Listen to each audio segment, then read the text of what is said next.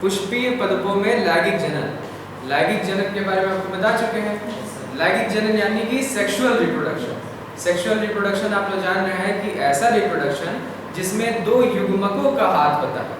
दो युग्मक या दो गैमेट्स मिलकर जब वो रिप्रोडक्शन करते हैं, निषेचन करते हैं, फर्टिलाइजेशन करते हैं, उस तरह के फर्टिलाइजेशन को या उस तरह के रिप्रोडक्शन को हम लोग लैंगिक जनन या सेक्सुअल रिप्रोडक्शन कहते हैं। तो आज हम लोग यही पढ़ने जा रहे हैं कि लैंगिक जनन पुष्पों में कैसे होता है। जानवरों में हम लोग देख चुके थे अभी पिछले चैप्टर में कि जानवरों में कुछ बेसिक्स हम लोग देखे थे कि युग्मक जनन होता है, युग्मक स्थानांतरण होता है, निषेचन होता है, निषेचन पश्चात घटनाएं होती हैं जिसमें भ्रूण उद्भव होता है। ये सब पढ़े थे ना सर। अब हम लोग देखते हैं यही सब चीजें पुष्पों में लैंगिक जनन यानी कि sexual reproduction in flowering plants. ठीक, तो इसके पहले हम तुम लोग को एक बार फिर से हम बता रहे हैं कि एक साइंटिस्ट थे जिनका नाम क्या था, आइकलर। ये इसका नाम को याद करने के लिए इक्लेयर टॉफी को नाम याद रखना पड़ेगा। इक्लेयर साइंटिस्ट था, उसी के नाम पे बना आइकलर। उस नाम का साइंटिस्ट का नाम था आइकलर। आइकलर ने पूरे दुनिया के फूलों को दो हिस्से में बांट दिया। पहला था क्रिप्टोगैम, दूसरा था फेनेरोगैम। तो क्रिप्टोगैम जो थे वो ऐसे पौधे थे जिनमें बीज होती ही नहीं। ये सब एडिशनल इंफॉर्मेशन हम तुम लोग को बता रहे हैं, सिलेबस में नहीं है। क्रिप्टोगैम ऐसे पौधे होते हैं जिनके अंदर बीज नहीं पाए जाते हैं और फेनेरोगैम ऐसे पौधे होते हैं जिनके अंदर बीज पाए जाते हैं। ठीक, यस सर। अब फेनेरोगैम में, क्रिप्टोगैम में सिंपल प्लांट्स आते हैं जैसे Thallophyta, bryophyta, pteridophyta. Simple plants, ऐसे प्लांट्स जिनको हम लोग तना, जड़, पत्तियों में विभाजित नहीं बता सकते, क्या कहाँ तना है, कौन सा जड़ है, कौन सा पत्तियां। ठीक, फेनेरोगैम में आते हैं तो दो तरह के फेनेरोगैम में पौधे होते हैं। पहला है जिम्नोस्पर्म, दूसरा है एंजियोस्पर्म। तो जिम्नोस्पर्म को हिंदी में हम लोग कहते हैं अनावृत बीजी पौधे, अनावृत, और एंजियोस्पर्म को आवृत बीजी। समझ रहे हो? एंजियोस्पर्म्स ऐसे पौधे जिनकी बीज फल से ढकी हुई होती है। फल के अंदर बीज जब पाया जाएगा उन पौधों को एंजियोस्पर्म कहेंगे।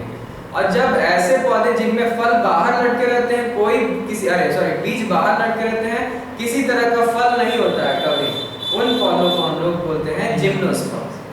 जिम्नोस्पर्म जिनके अंदर जिसके पास फल नहीं पाया जाता उन्हें हम लोग जिम्नोस्पर्म कहेंगे।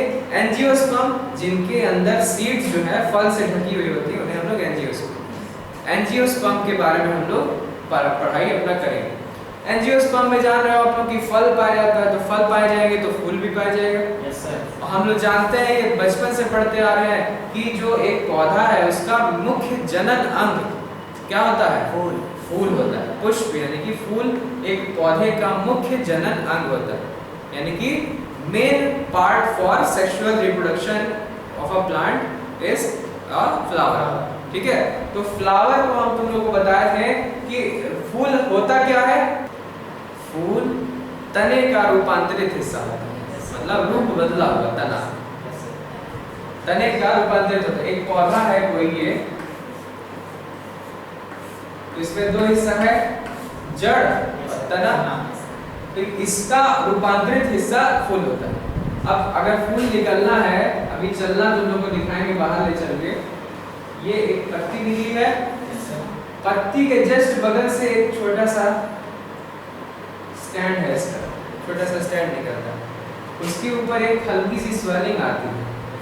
इसको क्या बोलते हैं? पुष्प आसन। आसन मतलब होता है सीट, और फूल का सीट यानी कि इसी पे फूल बैठा रहता है। अब इसी पे जो है फूल निकलता है। ठीक है ना? Yes sir. अब फूल के बारे में आते हैं। फूल का मतलब होता है, फूल एक रूपांतरित तना होता है कि फूल का 4 हिस्से होते हैं जो हम लोग को पढ़ने हैं। फूल के पास मुख्य 4 हिस्से होते हैं जो हम लोग को पढ़ने हैं।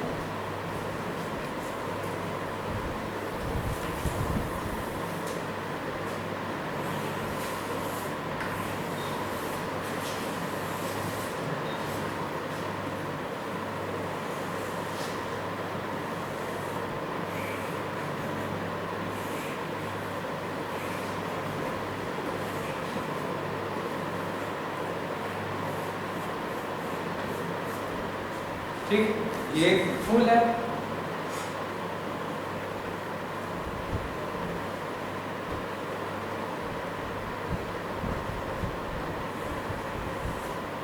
समझ आ रहा है? एक फूल है, इसके पास मेनली 4 हिस्से होते हैं। पहला हिस्सा, ये छोटी छोटी पत्तियां दिखती हैं तुम लोगों को? yes, फूल के नीचे हरी हरी पत्तियां छोटी छोटी होती हैं, देखे होगे तुम लोग। गुलाब का फूल ऊपर रहता है, उसके ऊपर 4 पत्तियां 5 पत्तियां उसको ऐसे ढकी हुई होती हैं। तो ये इसको बोलते हैं हम लोग बहादल पुंज, बहादल पुंज इसको बोलते हैं, ठीक है। तो या फिर इसको बोलते हैं हम लोग इंग्लिश में सेपल्स, सेपल्स या बहादल पुंज। अब ये सेपल्स या बहादल पुंज का काम क्या होता है? इसका सुरक्षित रखना। हाँ, जब फूल एक कली के रूप में होता है तो उसको बाहरी दुनिया से सुरक्षित रखना। इसीलिए देखे होंगे पहले कली हरे हरे रंग की होती है, तो यही जो सेपल्स होते हैं या बहादल पुंज होते हैं वो उसको ढाके हुए रहते हैं, ताकि बाहरी कली एक छोटा है और बहुत नाजुक होता है, उसको खराब करोगे तो फूल ही खराब हो जाएगा, इसीलिए उसको ढाके रहते हैं, ठीक है। दूसरी काम, ये हरा होता है तो ये प्रकाश संश्लेषण यानी फोटोसिंथेसिस भी करता है, ठीक है ना। इसका काम ये इतना है। नेक्स्ट है आपका दल पुंज। दल पुंज क्या होते हैं? कलरफुल हिस्से होते हैं फूल के, देखे होंगे लाल, पीला, हरा, नीला, गुलाबी, हजारों कलर के आते हैं फूल। इसका काम क्या होता होगा? चीजों को अपनी तरफ आकर्षित करना, जीवों को अपने तरफ आकर्षित करना। तुम लोग ये सेपल्स देख के जाते हो पौधे की तरफ? नहीं ना, फूल कि ये वर्तिका देख के जाते हो? नहीं ना जाते हो। तुम क्या देख के उसके तरफ जाते हो? कलर, इसको कलर देख के जाते हो कि अरे वाह कितना, वहां से महक तो पाओगे नहीं उसका। तुम लोग का नाक इतना तेज तो है नहीं, नाक कीड़ों का तेज है, तुम लोग का तो इतना तेज नहीं है कि महक नहीं, अरे गुलाब है चलो देखा जाए। तुम लोग देखोगे अरे लाल रंग का कितना खूबसूरत गुलाब है चलो देखा जाए। कलर से ही आकर्षित होते हैं ना। तो इसका मेन काम होता है जीवों को अपने तरफ आकर्षित करना। क्यों आकर्षित करना? ताकि वो तोड़ ले ना सर, हाँ, ताकि परागण कर सके। हाँ, ताकि पॉलिनेशन या परागण कर सके। पॉलिनेशन समझ रहे हो ना, परागण? आप बेटा समझ रहे हो? पॉलिनेशन या परागण कर सके, ठीक है, ताकि जीव उन पौधों तक पहुंचे और उनका परागण कर सके, ना कि काट के ले जाके किसी को दे दे वैलेंटाइंस डे। समझ रहे हो? तो ये इसका मेन काम हो गया। समझ आ रहा है? Yes sir. हम मिटाते जा रहे हैं जो जिनका काम समझ आ गया, ताकि क्लियर होता जाए। अब हम लोग का आता है ये वाला हिस्सा जो इस तरह से दिखाई देता है। कल तुम लोग को दिखाई देता है। Yes sir. ये क्या है? पुंकेसर। पुंकेसर ये फूल का मेल हिस्सा होता है, फूल का मेल हिस्सा होता है। इसी के अंदर क्या बनते हैं? परागकण, परागकण बनते हैं, यानी कि मेल गैमेट्स जो होते हैं ना, पॉलन जिसको कहते हैं, जिसको पॉलन कहते हैं, जो पीले पीले रंग का होता है, तुम लोग देखे थे, अंदर देखा गया था। पॉलन ग्रेन्स इस परागकोश के अंदर बनते हैं। अब ये पुंकेसर, इस पूरे को पुंकेसर कहते हैं। ये 2 हिस्सों से बना हुआ होता है। कौन कौन हिस्सा? तंतु, पहला है तंतु, ठीक है, और दूसरा ये क्या है? परागकोश। पराग, ये वाला शब्द रहेगा। Yes sir. चलो, परागकोश 2 हिस्से से बनता है, परागकोश और तंतु। तंतु का काम क्या होगा? तंतु का काम है इसको सीधा खड़ा रखना, ठीक। Yes sir. और परागकोश का काम क्या है? परागकण बनाना, परागकण बनाना। Yes sir. इसका काम इतना ही था। समझ आया? Yes sir. अब इसको भी मिटा देते हैं। लास्ट क्या बचा? स्त्री केसर।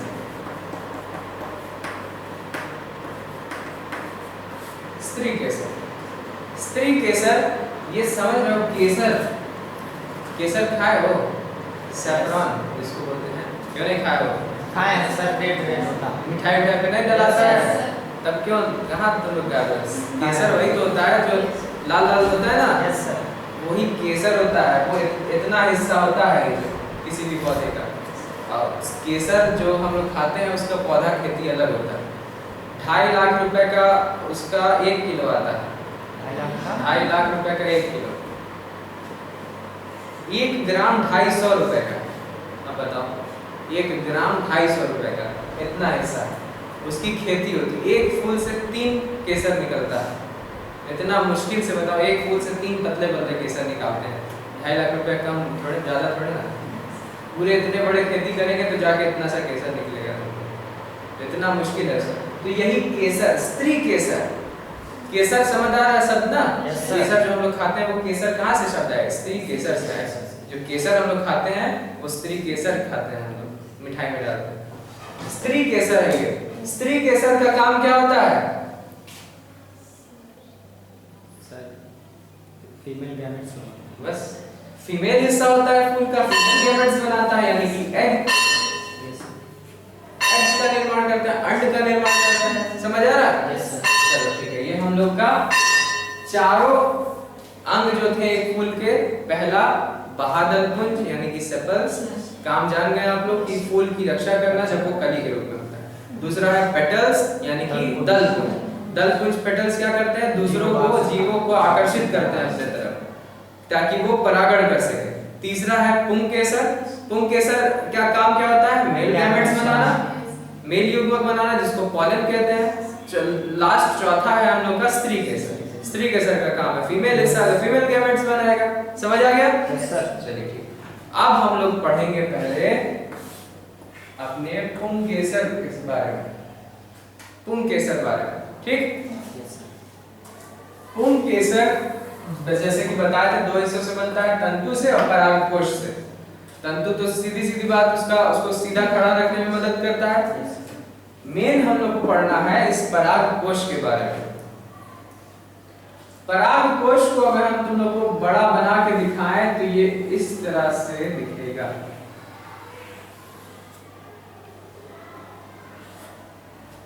ठीक, इस तरह से दिखेगा। या फिर ये अगर हम बड़ा बनाने के लिए ऐसे छोटा अगर बनाए,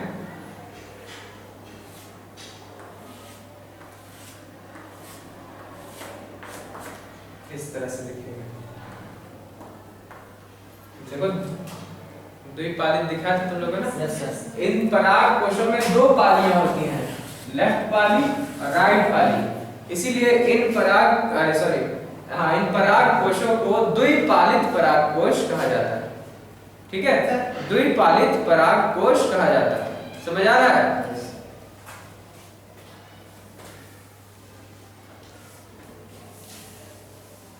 अब जरा ध्यान से समझने वाली बात है, जरा समझना।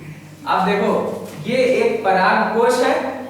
परागकोश का बाहरी जो लेयर होता है ये, यस सर। इसको हम लोग कहते हैं एपिडर्मिस। क्या बोलते हैं? एपिडर्मिस।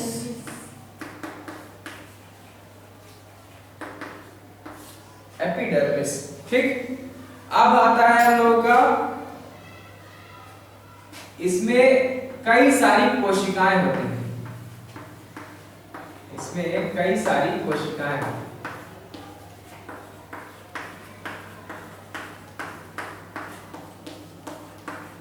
कई सारी कोशिकाएं होती हैं। ठीक है, कई सारी कोशिकाएं होती हैं जिनको हम लोग कहते हैं कोशिकाएं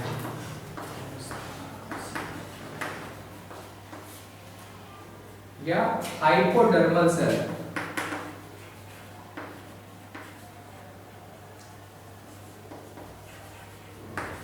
अधोस्तरीय कोशिकाएं या हाइपोडर्मल सेल। ठीक है, बहुत सारी कोशिकाएं होती हैं इसमें। ये लघु रसधानियां हैं, लघु बीजाणुधानियां। ठीक है, लघु बीजाणुधानियां, इसमें बहुत सारी कोशिकाएं होती हैं जिनको अधोस्तरीय कोशिकाएं कहते हैं। अब इन्हीं अधोस्तरीय कोशिकाओं में से कुछ कोशिकाएं क्या होती हैं? स्वेल कर जाती हैं। स्वेल मतलब फूल जाती हैं। कुछ कोशिकाएं स्वेल कर जाती हैं। इसको हम ऐसे डार्क करके दिखा रहे हैं। जो इनमें से कोई 1 या 2 कोशिकाएं फूल जाती हैं, उसको हम, ये इन अधोस्तरीय कोशिकाओं में से कुछ कोशिकाएं स्वेल कर जाती हैं। अब लाइट कटने का मौसम आ गया है, गेहूं तैयार हो गया है ना, इसीलिए जरूरी है। अधोस्तरीय कोशिकाएं कुछ फूल जाती हैं। अब जो फूली हुई कोशिकाएं हैं उनको हम लोग क्या बोलेंगे? प्रसू कोशिकाएं। इतना कठिन नाम है कि उसको हमको लिख के लाना पड़ा, याद ही नहीं रहता एक बार। प्रप्रसु कोशिकाएं, ये जो कोशिकाएं जो वो हो जाती है, स्वेल कर जाती हैं। अभी तो ये अधोस्तरीय कोशिकाएं थी बहुत सारी, इनमें से कुछ कोशिकाएं स्वेल कर गई और उनका नाम क्या हो गया? प्रप्रसु कोशिकाएं। 1 2 3 4। ये जो प्रप्रसु कोशिकाएं, अब एक सीक्वेंस हम बताते जा रहे हैं। अधोस्तरीय कोशिकाएं बहुत सारी रहती हैं, उसमें से कुछ कोशिकाएं स्वेल कर जाती हैं, जिनका अब नाम होता है प्रप्रसु कोशिकाएं। अब ये प्रप्रसु कोशिकाएं विभाजन करके दो में बढ़ जाती हैं, दो कोशिकाओं में बढ़ जाती हैं। एक तो मैं दिखा रहा हूं, एक ये हो गई, एक ये हो गई। ये प्रप्रसु कोशिकाएं दो में बढ़ जाती हैं। सब में हम बनाने से अच्छा एक में बना के दिखा रहे हैं, सब में ये होता है, सारे चारों में होता है। प्रप्रसु कोशिकाएं दो कोशिकाओं में बढ़ जाती हैं। जो कोने की तरफ होता है, यानी कि दीवारों की तरफ जो कोशिका होता है, उसको कहते हैं हम लोग प्राथमिक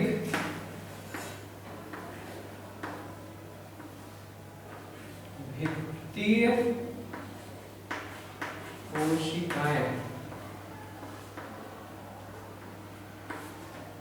प्राथमिक भित्तीय कोशिकाएं, जो कोशिका ये नहीं थी है ना, अपने आप बढ़ जाती है ना। हाँ जो पूरी हुई कोशिका थी, हाँ, जो फूली हुई थी प्रप्रसु, वो डिवाइड कर जाती है दो में। प्राथमिक भित्तीय, देखो ये शब्द भित्ति आ रहा है, भित्ति मतलब वॉल्स, तो ये जो वॉल की तरफ है उसको प्राथमिक भित्तीय कोशिका है। अब जो दूसरा वाली है कोशिका जो अंदर तरफ, इसको हम लोग कहेंगे प्राथमिक बीजाणु जनक, प्राथमिक बीजाणु जनक कोशिका।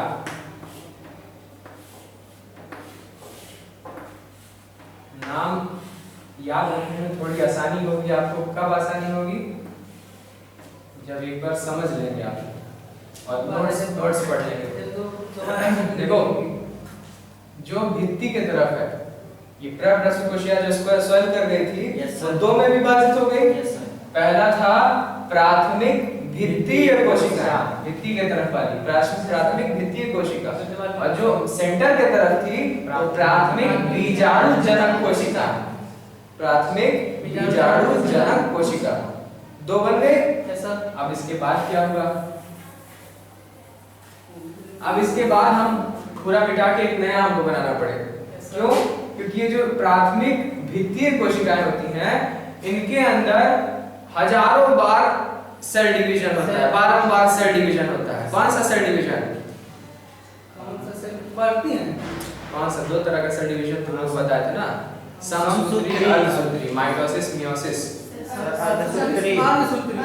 भी समसूत्री होगा। ये भित्ति बना रहा, दीवार बनाने में कौन जरूरत, गैमेट्स ने ना बना रहा है। बीजाणु जनक तो ये है, इसमें होगा ना अर्धसूत्री। अभी तो ये तो दीवारें बता रहा, भित्तीय कोशिकाएं जो दीवार बनाने के लिए समसूत्री होगा। समसूत्री मतलब जान रहे हो, फोटोकॉपी। Yes sir.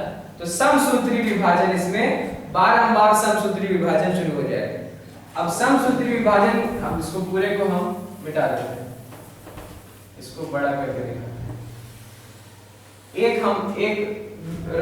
लघु बीजाणुधानी को हम दिखा रहे हैं।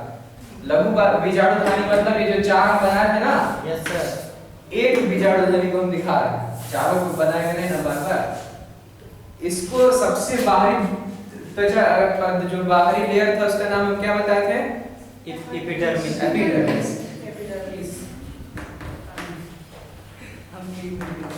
अब हम बता रहे थे कि जो प्राथमिक भित्तीय कोशिका थी, प्राथमिक भित्तीय कोशिका जो बनी थी ना, दो बनी थी ना, यस सर। प्राथमिक जनन बीजाणु जनक कोशिका और प्राथमिक भित्तीय कोशिका दो बनी थी। अभी हम इसकी बात करेंगे, इसको अभी भूल जाओ।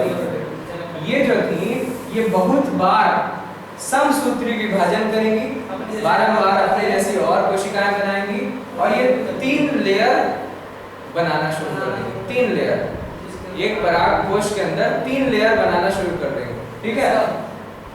तो पहला जो लेयर जो हम लोग पहले से देख रहे हैं कि एपिडर्मिस इसमें रहता है। दूसरा जो प्राथमिक भित्तीय कोशिका है, पहला लेयर जो बनाती है, उसको कहते हैं हम लोग जो एक लेयर बनाती है, ये पहला लेयर जो बनाती है,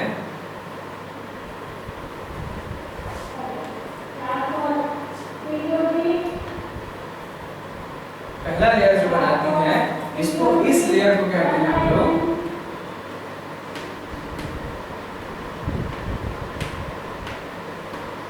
इस लेयर को कहते हैं। तो इस लेयर को हम लोग क्या कहते हैं? अंतस्थीसियम या फिर एंडोथीसियम इंग्लिश में। जो ज्यादा आसान लगे वो याद कर लेना।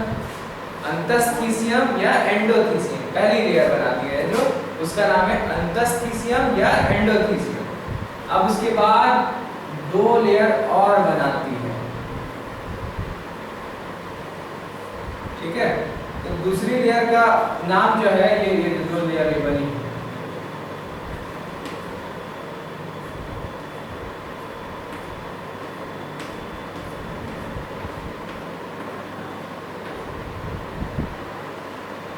इसका नाम है, ये जो दोनों लेयर ऊपर से नहीं ना जा रहा है, नो सर, ये जो दो लेयर है, ये दो लेयर है, इनका नाम है मध्य स्तर। दोनों साथ, दोनों एक ही तरह की दो लेयर, या फिर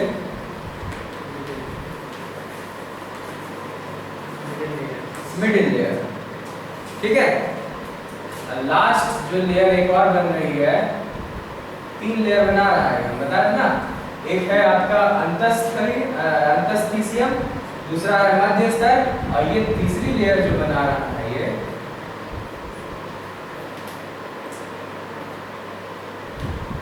तीसरी लेयर जो बना रहा है, ये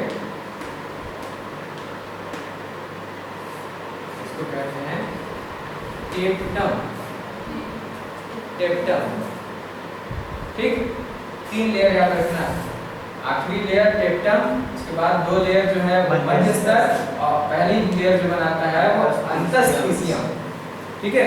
ये तीन लेयर बनाता है, तीनों का काम अलग अलग होता है, बाद में इसको डिस्कस किया जाएगा। अब नेक्स्ट हम लोग देखेंगे, बात करेंगे अपने जो बीजाणु जनक कोशिकाएं, प्राइमरी बीजाणु जनक कोशिका यानी कि प्राथमिक बीजाणु जनक कोशिकाएं जो होती हैं। अब इसके अंदर ये प्राथमिक बीजाणु जनक कोशिका थी, ये तो जो प्राथमिक भित्तीय कोशिका थी वो तो तीन लेयर में बना के अपना खत्म हो गई, वो अपना लेयर बना देती है। अब प्राथमिक बीजाणु जनक कोशिका जो थी, तो पहले जो ये ऐसी होती है, ऐसी जो एक कोशिका होती है, प्राथमिक बीजाणु जनक कोशिका होती है, वो बढ़ के बहुत छोटी छोटी कोशिकाएं बन जाती हैं, बहुत छोटी छोटी कोशिकाएं बन जाती हैं। अब ये छोटी छोटी कोशिकाएं क्या होती हैं, इनमें से कुछ कोशिकाएं जो होती हैं वो स्वेल कर जाती हैं। क्या कर जाती है? स्वेल कर जाती हैं। तो स्वेल कर जाती है, जैसे उसमें देखे थे ना कुछ कोशिकाएं स्वेल कर गई थी, तो जरूरी नहीं है एक ही स्वेल करे, दो या तीन कोशिकाएं भी स्वेल कर सकती हैं, स्वेल कर जा सकती है।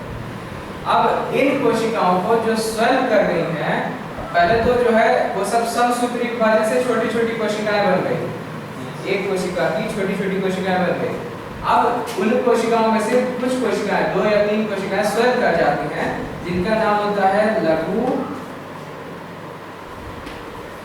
बीजाणु मात्र। सर, इसमें कैसे बात समसूत्री विभाजन होता है? पहले समसूत्री होता है, समसूत्री विभाजन, समसूत्री अब अर्धसूत्री हो गया। कैसे होता है? समसूत्री इसमें एक कोशिका थी, एक बढ़ के दो हो गई, दो बढ़ के चार हो गई, कैसे होता है? समसूत्री हो गया, फोटोकॉपी हो गया। उसके बाद इनमें से कुछ कोशिकाएं जो है वो स्वेल कर गई। स्वेल करने के बाद जो हम लोग जिस कोशिका को हम लोग बोल रहे थे कि प्राथमिक बीजाणु जनक कोशिका, अब जो स्वेल कर गई कोशिकाएं उनको हम लोग बोलेंगे लघु बीजाणु मात्र कोशिकाएं, मदर सेल्स। मदर सेल्स जो होती है मदर ही जन्म देगी ना, तो अब इसका नाम हो गया लघु बीजाणु मात्र कोशिका। समझ आ रहा है? Yes sir. अब इन कोशिकाओं के अंदर क्या होगा, इन कोशिकाओं के अंदर होगा मियोसिस यानी कि अर्धसूत्री विभाजन। अर्धसूत्री विभाजन अब शुरू हो जाएगा। अर्धसूत्री विभाजन के लिए क्या होगा, जैसे इसके अंदर अर्धसूत्री विभाजन में जान रहा हूं कि गुणसूत्र की संख्या आधी है। आधी आधी हो जाती है। अर्धसूत्री विभाजन क्या होगा, इसमें अगर 46 क्रोमोसोम्स थे तो इनके जो संतान बनेगी, डॉटर सेल्स बनेंगी, उसमें 23 ठीक।